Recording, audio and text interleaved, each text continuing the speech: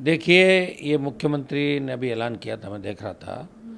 पहले से ही ये प्रावधान है कि जब किसी की नौकरी लगती है तो उसको अपने फॉर्म के अंदर ये बात, जब वो फॉर्म अप्लाई करता है तो उसके अंदर पूरी चीज़ लिखनी पड़ती है कि उसके ऊपर कितने मुकदमे है, वो कोई कन्विक्टेड सजा तो नहीं हो रखी है, किन मामलों में दोषी है। और जब करेक्टर सर्टिफिकेट बनाने के लिए जाता है और संबंधित थाने से जब उसका चरित्र सर्टिफिकेट बनता है तो अगर मुकदमे उसमें हैं तो उसको दिक्कत आती है। छेड़खानी के मुकदमे में या जैसे कोई रेप का एक्यूज हो, कोई छेड़खानी का 354 का हो, तो पहले से भी ये प्रावधान थे।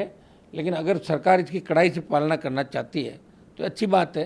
इसमें 506, 509 के जो क्लॉज है जिसके अंदर महिलाओं को डराना, छेड़खानी करना या मनचले युवकों को पकड़ना, अब इसके अंदर ये प्रावधान करना चाहिए कि उस रोजनामचे के अंदर सारी बात लिखी जाए और जब उसको करेक्टर सर्टिफिकेट इशू हो, जिस लड़के की नौकरी लग रही है, तो वो उसके अंदर सारी बात लिखी होनी चाहिए। वो कहने को तो सरकार बहुत सी बातें करती है लेकिन वो पूरी नहीं कर पाती। बजट की बड़ी बड़ी घोषणाएं सरकार करती है लेकिन वो अमली जामा उनको नहीं पहना पाती है। सरकार इतनी घोषणाएं करती है खुद को ही पता नहीं सरकार क्या घोषणाएं कर रही है। चाहे दिल्ली की सरकार देखो, राजस्थान की। लेकिन राजस्थान के माथे पे जो अपराध का कलंक लगा, महिला उत्पीड़न के अंदर जिस तरह राजस्थान नंबर 1 पे आ गया देश के अंदर। भीलवाड़ा की जो घटना है, 14 वर्ष की बालिका को जिस तरह रेप करके उसको जिंदा जला दिया, जब तक वो नहीं जली भट्टी के अंदर, कोयले की भट्टी में, तब तक वो वेट करते रहे। चाहे अलवर की घटना हो, चाहे सिरोही की घटना हो, चाहे बाड़मेर की हो, चाहे जोधपुर के अंदर जिस तरह कैंपस के अंदर गैंग रेप किया गया, जहाँ से गृह मंत्री, मुख्यमंत्री खुद आते हैं, होम मिनिस्ट्री है। और निश्चित रूप से बहुत बड़ा कलंक राजस्थान के माथे पर लगा है। नारी का जो उत्पीड़न हुआ, मणिपुर के अंदर भी जिस तरह की घटनाएं, नारी को जिस तरह निर्वस्त्र करके घुमाया, तो ये भी देश को शर्मसार करने वाली घटनाएं चाहे छत्तीसगढ़ की हो, राजस्थान की हो, चाहे मध्य प्रदेश की हो, चाहे मणिपुर की हो, चाहे दिल्ली की हो, घटनाएं होती है।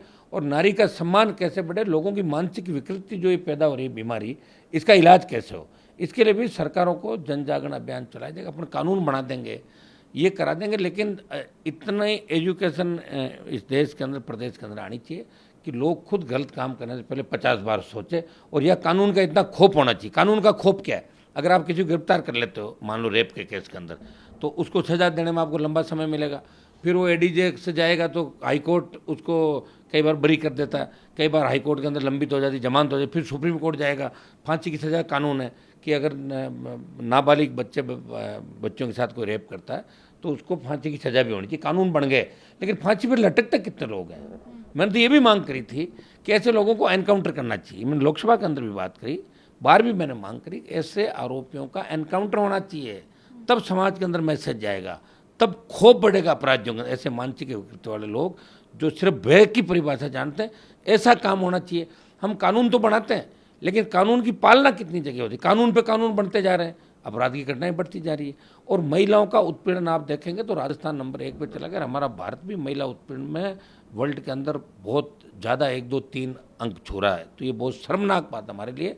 और राजस्थान की सरकार को इसके पालना की, मुझे तो नहीं लगता कि राजस्थान सरकार कुछ कर पाएगी। पूरी तरीके से 4.5 साल में फैल रही राजस्थान की सरकार, कानून लाती है। अब तो कौन सी विधानसभा का सत्र का ऑर्डिनेंस लाएंगे, उसको बिल का रूप वो कैसे देंगे? वो तो कहने की बात होगी।